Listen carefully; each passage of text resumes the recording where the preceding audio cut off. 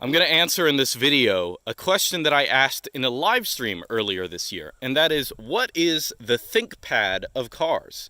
Okay, for those who know anything about different computers, ThinkPads are the model to have. They are the brand to have because they don't look like a brand. Look at this thing. It's ugly. All right, who's going to get this? Why are you going to get this? You're going to get it, I'll tell you, because it's durable, it's long-lasting.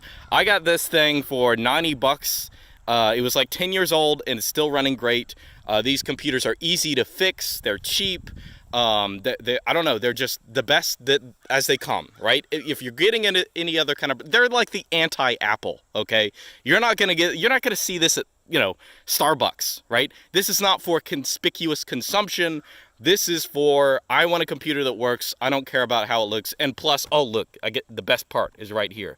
The little, I don't know, the red dot mouse thing. That is the best part. You might hate those, but that is the best.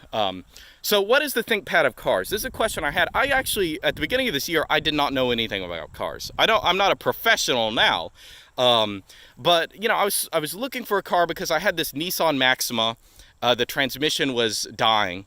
And I'll go ahead and say, before people click off the video, I'll go ahead and give you a spoiler.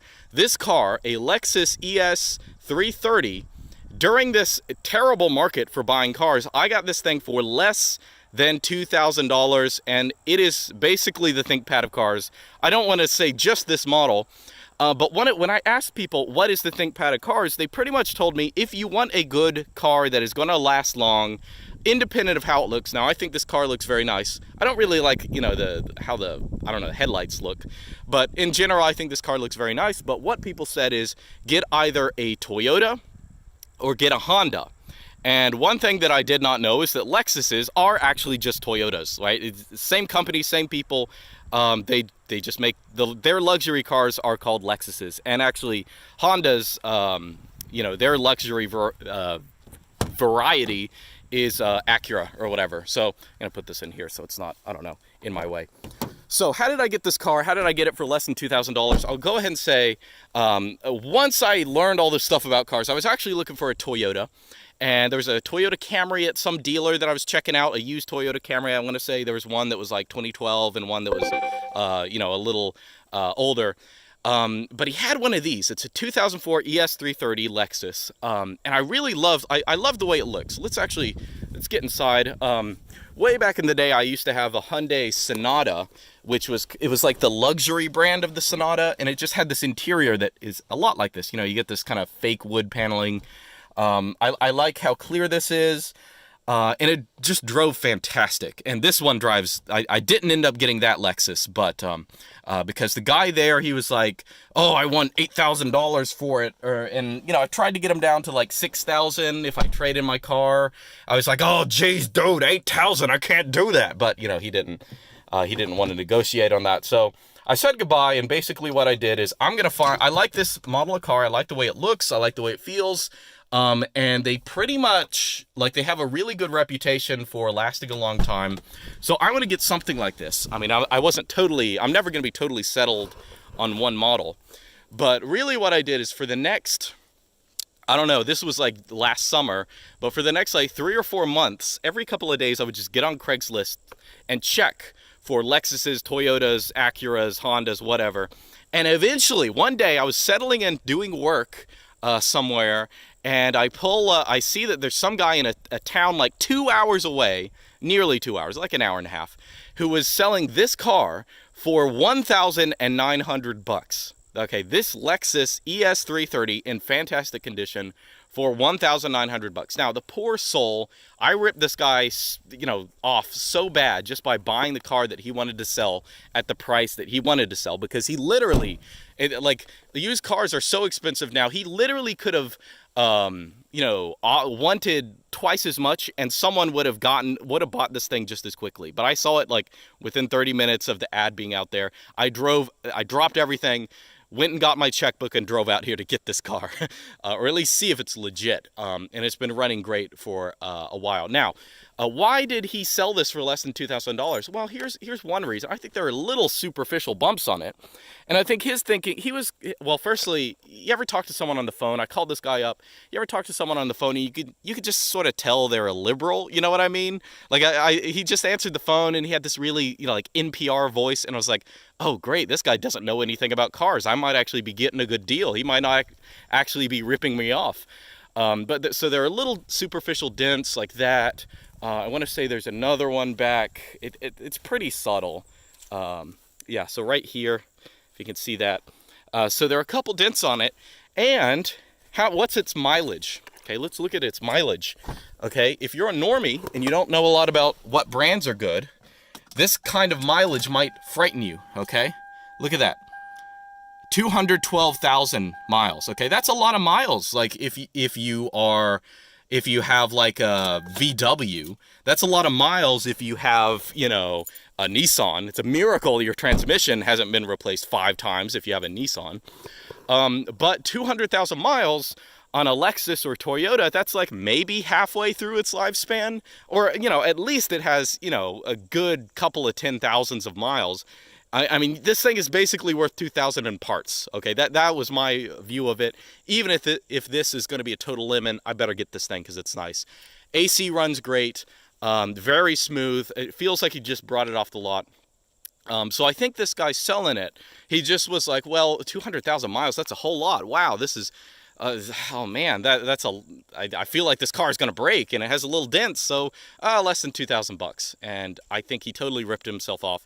And you know what? I was almost that guy who was like gonna geez dude him about, oh well, what about 1,500 or something, But I didn't do that because I was like, I'm already ripping this guy off, just like giving him the money he wants. So all right, other thing, Lexus people love showing people this, but if you hold down the unlock button, okay, watch. Yeah, it rolls down all the windows and, I don't know, opens the sunroof. I think that's for, like, in the summer, if you want to cool down your car before you're about to get in it in a couple of minutes. I think that's the purpose of that. Now, you can't close them back. You can't, like, do the unlock or the lock button to, like, undo it. Because it'll just... I thought it was going to do the alarm, but I guess it's not doing that.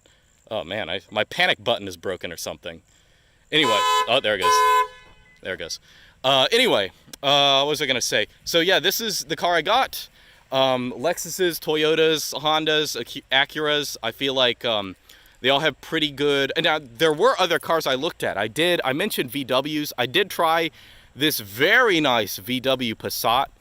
And it had way less miles on it. And I mean, it was more expensive than $2,000. It was like maybe like $5,000 or $6,000 they wanted for it.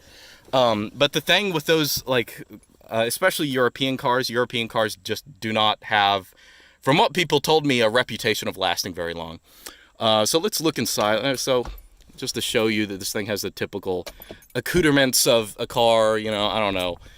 You basically know how it is. Got your drink thing. I actually like that this can hide away because I don't like it taking up too much room. A lot of things open. You got a little coin thingy over here. Got the typical stuff. Parking brakes down there. That's the trunk. Oh, let's look at the trunk. Oh yeah, and you also have typical. Oh, so the other thing right there, the guy who had this car before, he left his COVID-19 vaccine passport in here, so I can pretend that I got the COVID-19 vaccine. Anyway, that was the one thing he left in the car. He searched it a lot before he left, but I think it was like in the visor. Anyway, in the back. So here we got pretty spacious. It comes with this little net, which is very nice. I actually there's my bag of like live streaming stuff and big Ethernet cord, which I occasionally use. And I actually got this this book for detailing and cleaning up cars. I think I just got it at some random bookstore. It's like $1. And I will say, in terms of other bad things about the car, or like wear and tear, you will see... There's a little wear and tear on this leather here. It's only on the interior side. The outside is fine. This inside is a little worn and torn. Same thing on the passenger side. I don't exactly know why that is. The driver's side is a little bit worse, but it's not like too bad. Like, you don't see it and you're like, oh, this is a crappy car. Worst comes to worst, like there's this bump up here, and there is some road rash. So I think this bumper has a little wear on the I don't know, the paint. I figure for a couple $100 I could probably have this thing looking good as new. But honestly, its faults are more obvious in the sun right now. Most of the time you can't even like see it like that, and it just looks like, you know, perfectly fine. You're not going to look at it and think it's a crappy car or anything. And back here in the back, so typical stuff here. I don't know how I feel about like this kind of I don't know, with the I don't even know how to describe that thing, but I don't know how I feel about it. Got some cup holders here. Okay, typical stuff. And you got a pass through, so you cannot pull these seats down. So this might not be a good car. You know, it's not a pickup equivalent, obviously, but they do have a pass through, which I have used. Like if you have something really long you need to put through here, you can. And it's also nice, you know, if you're traveling and someone in the back needs to get something from, I don't know, you store your candies back here or something. They need to pick up a snack, right? There are ways of using that as well. Yeah, I'm trying to think if there's anything else. This thing is just nice. I'm very happy. Like I'm not a greedy person in the sense that I like getting money.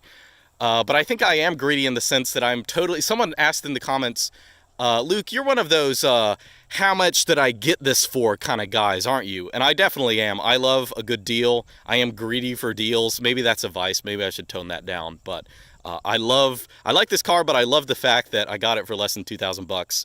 I'm very happy with it. I actually, the month before I got this car, I bought a new lawnmower, a zero-turn lawnmower, and I paid to the dollar twice as much on that than I did as this. So the most expensive vehicle I own is actually a lawnmower, not a car.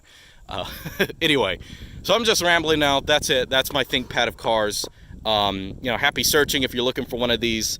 I like this model in particular, but you know, I would be happy to have any other kind of Toyota or like a decent Honda. The only thing I care about is it going to last long? Am I not going to have to buy one in like 2, 3, 4, 5 years? You know, I just don't want to have to think about it. And of course, the insurance is actually lower than the car that I had before. I don't know, maybe I pay $400 in insurance a year, something like that, maybe a little more than that, but I think for my age, that's pretty cheap. Age and gender, etc. All right, that's it. See you guys next time.